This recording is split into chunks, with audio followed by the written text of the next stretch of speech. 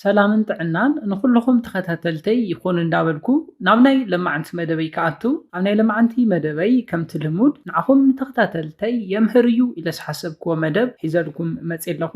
ናይ ለማዓንቲ መደበይ ዘልዕሎ ኣብ ናይ ሓዳር ሂወት ንምንታይ ፆታዊ ርክብ ከም ዝቕንስ ክንርኢ ኢና።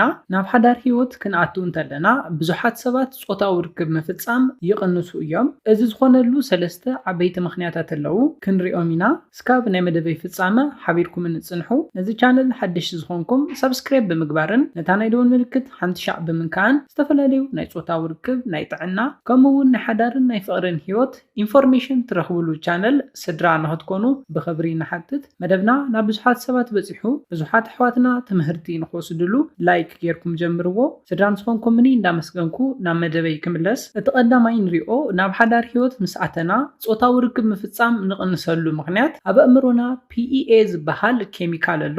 እዚ ኬሚካል ምስ በዓልቲ ቤትና ኣፍቃሪትና ጥራሕ ወይ ድማ ፆታዊ ርክብ ምስ ንፍፅመላ ጓል ኣንስተይቲ ክንራኸብ እንተለና ጥራሕ ዝፍልፈል እዩ።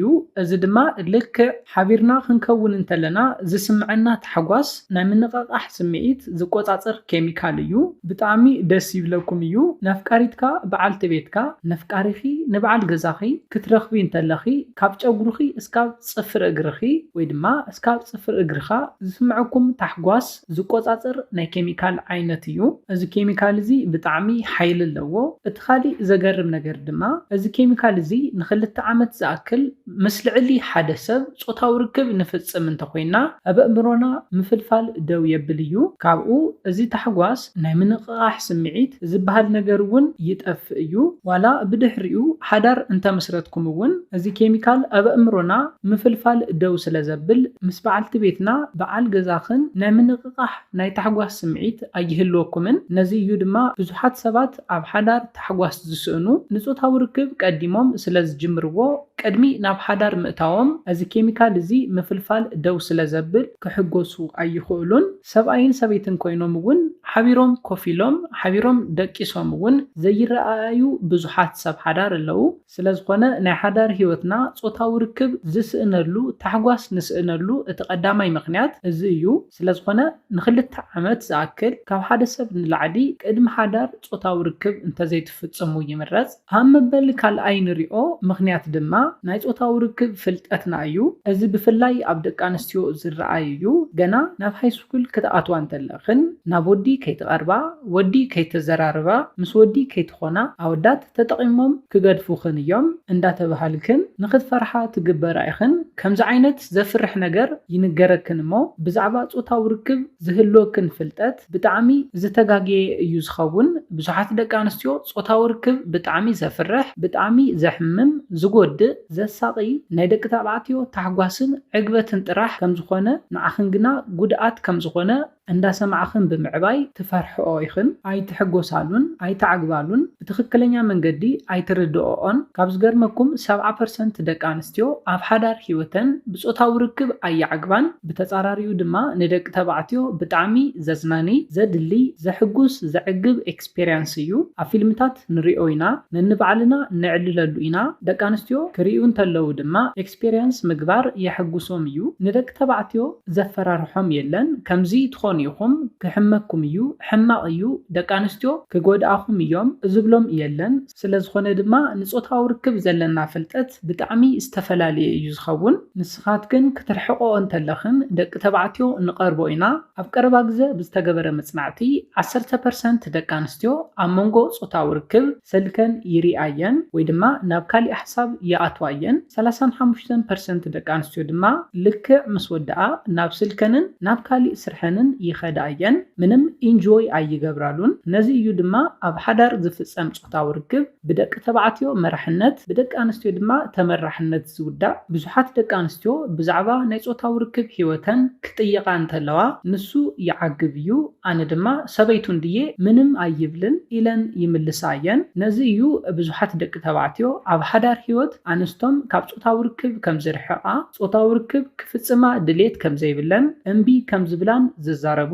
ናይ ፆታዊ ርክብ ስምዒት ክለዓል ዝኽእል ፈለማ ብዛዕባ ፆታዊ ርክብ ትኽክለኛ ኣረኣያ ክህልው እንተሎ እዩ። ትፈርሕኦ ነገር ከመይ ክትናፍቆ ትኽእላ ትፈርሕኦ ነገር ተሃድማሉ እምበር ፈፂምክን ክትቀርብኦ ኣይትኽእላን ስለዝኾነ ብዛዕባ ጾታዊ ርክብ ዘለክን ዝተጋገየ ኣረዳድኣ ከተመሓይሻ ኣለክን። ጾታዊ ርክብ ናይ ሓባራዊ ዕግበትን ታሕጓስን እምበር ንሰብኡት ግን ጥራሕ ዕግበት ታሕጓስ ዝህብ ኣይኮነን። ስለዝኾነ እንተተኻኢሉ ናብ ሓዳር ህይወት ክትኣትዋ እንተለኽን ብዛዕባ ጾታዊ ርክብ ዝተጋገየ ኣረኣያ ሒዝክን ክትኣትዋ የብልክንን። ብዛዕባ ጾታዊ ርክብ ዘለክን ዝተጋገየ ኣረዳድኣ ክትልውጣ ኣለክን።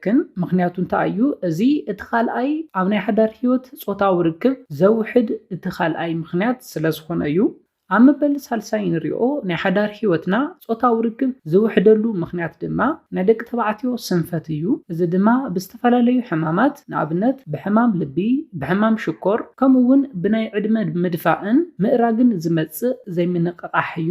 ኮይኑ ግና ሕማም ልቢ፣ ሕማም ሽኮር ካብ ጾታዊ ርክብ ከርሕቐኩም ኣይግባእን። እዞም ክልተ ሕማማትን ካልኦት ተወሰኽቲ ሕማማት ፈፂምኩም ጾታዊ ርክብ ንኸይትፍፅሙ ዝገብሩ ክኾኑ የብሎምን።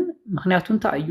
እዞም ሕማማትን ካልኦት ሕማማት ዋላ እንተሃለወኩም እውን ጾታዊ ርክብ ምፍፃም ደው ክተብሉ ኣለኩም ማለት ኣይኮነን። ጾታዊ ርክብ ኣብ ዘይብሉ ህይወት ዝነብሩ ሰብ ሓዳር ከምኡውን ፍቁራት ድማ ዘይተደላይነት ስምዒት፣ ዲፕሬሽን፣ ጭንቀት ይስምዖም እዩ። ካብዚ ብተወሳኺ ድማ ጽምዋ ስምዒት ይሕዞም እዩ።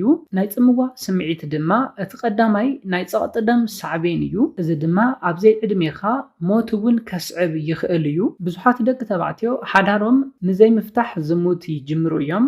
ብዙሓት ደቂ ኣንስትዮ ድማ ጾታዊ ርክብ ካብ ዘይብሉ ሓዳር ንምውፃእ ዝሙት ይጅምራ እየን። እዚ እስካብ መዓዝ ክኸውን ይኽእል? ንጾታዊ ርክብ ዘለና ኣረኣያ ብምምሕያሽን ህይወትና ቅልል ዝበለ ንክኸውን ብምግባርን ናብራና ክነመሓሽዎ ንኽእል ኢና። እዞም ቅድም ኢለ ዝፀዋዕኽዎም ሕማማት እውን ሙሉእ ንሙሉእ ካብ ጾታዊ ርክብ ንኽትርሕቑ ክገብርኹም ኣይግባእን። ዝሓሸ ፍልጠት ብምሓዝ ናይ ጾታዊ ርክብ ህይወትኩም ኣመሓሽዎ። ነዚ ኢለ ናይ ለማዓንቲ መደበይ በዚ ክዛዝም ካብ ናይ ለማዓንቲ መደበይ ዝኾነ ሓድሽ ነገር ከም ዝሓስኩም ተስፋ ይገብር። ነዚ ቻነል ሓደሽቲ ዝኾንኩም ሰብስክራይብ ብምግባርን ነታ ናይ ደወል ምልክት ሓንቲ ሻዕ ብምንካዕን ዝተፈላለዩ ናይ ጾታዊ ርክብ፣ ናይ ጥዕና ከምኡውን ናይ ሓዳርን ናይ ፍቕርን ህይወት ኢንፎርሜሽን ትረኽብሉ ቻነል ስድራ ክትኮኑናን ከተተባብዑናን ብኽብሪ ንሓትት። መደብና ናብ ብዙሓት ሰባት በፂሑ ብዙሓት ኣሕዋትና ተምህርቲ ንኸወስድሉ ላይክ ሼር ምግባርኩም ኣይትረስዑ። ሓሳብ ርእይቶኹም ንመደብናን ንቻነልናን ንምዕባይ ስለዝሕግዘናን ናብ ብዙሓት ሰባት በፂሑ ብዙሓት ኣሕዋትና ተምህርቲ ንኸወስድሉ ስለዝሕግዘናን ሓሳብ ርእይቶኹም ብኮሜንት ተብፅሑና። ብኻሊእ መደብ ብኻሊእ ሓሳብ እስካብ ንራኸብ ሰላምን ጥዕናን ንኹላትና ይቐኒየለይ።